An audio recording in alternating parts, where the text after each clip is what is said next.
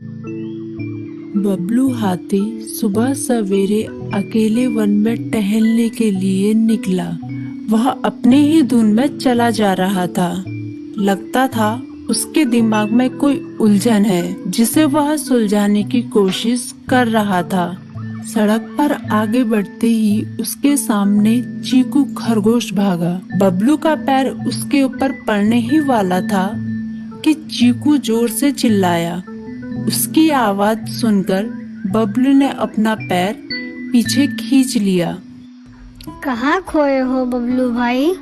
कहीं नहीं, बस कुछ ऐसे ही सोच रहा था। किस बारे में? तुम जानकर क्या करोगे?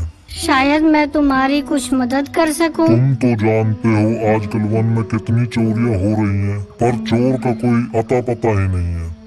इस बात को लेकर वन के सारे प्राणी चिंतित थे। वे वहाँ खुद को सुरक्षित महसूस नहीं कर रहे थे। अरे चीकू भाई, हम मजबूर हैं। हम चोर को पकड़ ही नहीं पा रहे हैं। वह बहुत चालाक है और अपने काम को बड़ी कुशलता से अंजाम दे रहा है। कहीं कोई सबूत ही नहीं छोड़ रहा। हमारे राजा इस बात को लेकर बहुत चिंतित हैं। यही कारण है कि हम सब इस बारे में सोच रहे हैं। अब तुम मेरी इसमें क्या मदद कर सकते हो? मैं कुछ सोचता हूँ, हो सकता है मुझे कोई उपाय सूझ जाए। प्रयास करने में कोई हर्ज तो नहीं है। तुम ठीक कहते हो चीकू, लेकिन वन के गुप्तचर भी अभी तक इसका कोई हल नहीं निकाल सके। इतना कहकर वे चुप हो गए। बबलू की बातों ने चीकू को सोचने के लिए मजबूर कर दिया। चीकू को उदास देखकर बबलू बोला, तुम अपना मन छोटा मत करो। मुझे अच्छा लगा कि तुमने मेरी परेशानी को समझा। कभी मैं भी इस वन के लिए गुप्तचर का काम करता था। एक बार मेरी टांग टूट जाने से मेरे अंदर फुर्ती नहीं रही। तब से मैंने यह काम छोड़ दिया। चीकू, तुम चाहो तो यह काम दोबारा कर सकते हो। वन के प्राणी ज्यादातर दिन में भोजन की तलाश करते हैं, वे रात को आराम करते हैं। तुम दिन रात दोनों में ही भोजन की तलाश में निकल सकते हो। हो सकता है रात को तुम्हें कुछ ऐसी बातों का पता चल जाए जो हमारे काम की हो। हाँ बबलू, तुम ठीक कहते हो। मैं आज रात को वन में घूमकर इस बात का पता करने की कोशिश करता हूँ। थोड़ी देर बातें करके चीकू अपने बिल की ओर बढ़ गया और बबलू अपने रास्ते चला गया। चीकू के दिमाग में अभी तक बबलू की कही बातें घूम रही थी।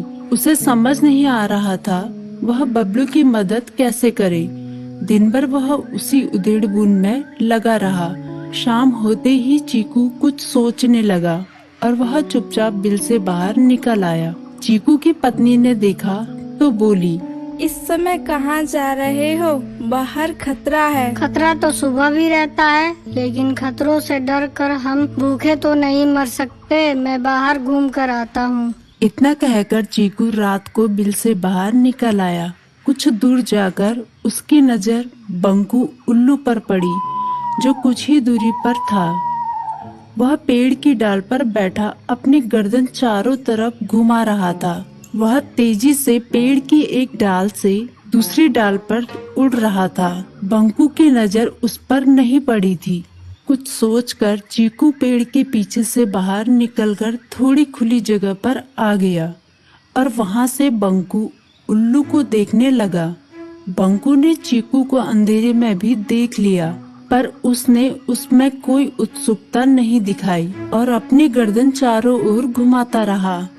चीकू बड़ी देर तक बंकू की हरकतों पर नजर रखे रहा। वह थोड़ी देर तक खुले मैदान में खड़ा रहा, पर बंकू ने उसे देखकर भी अनदेखा कर दिया। उसने महसूस किया कि बंकू के आसपास चमकू चमगादड़ भी मंडरा रहा था। कुछ देर वन में घूमने के बाद चीकू अपने बिल में लौट आया और सुबह होने का इंतजार करने लगा। अगली सुबह बबलू उसी रास्ते में जा रहा था। रास्ते में चीकू उसका इंतजार कर रहा था। आज बड़ी जल्दी आ गए बबलू। हाँ, आजकल मुझे चिंता की वजह से नींद नहीं आती। कोई नई खबर है क्या? यकीन से तो मैं नहीं कह सकता, पर मैं तुम्हें ऐसे प्राणी का नाम बता सकता हूँ जो शायद चोरों की मदद कर रहा है। कौन है वो? बंकू उल्लू। इतना कहकर चीकू ने रात की घटना उसे ज्यों की त्यों सुना दी। इसे सुनकर बबलू का माथा ठनका। बबलू की आंखें चौंधिया गई। तुम ठीक कह रहे हो, मुझे आज रात बंकू और चमकू पर नजर रखनी होगी। इतना कहकर वे दोनों अपने अपने रास्ते चले गए।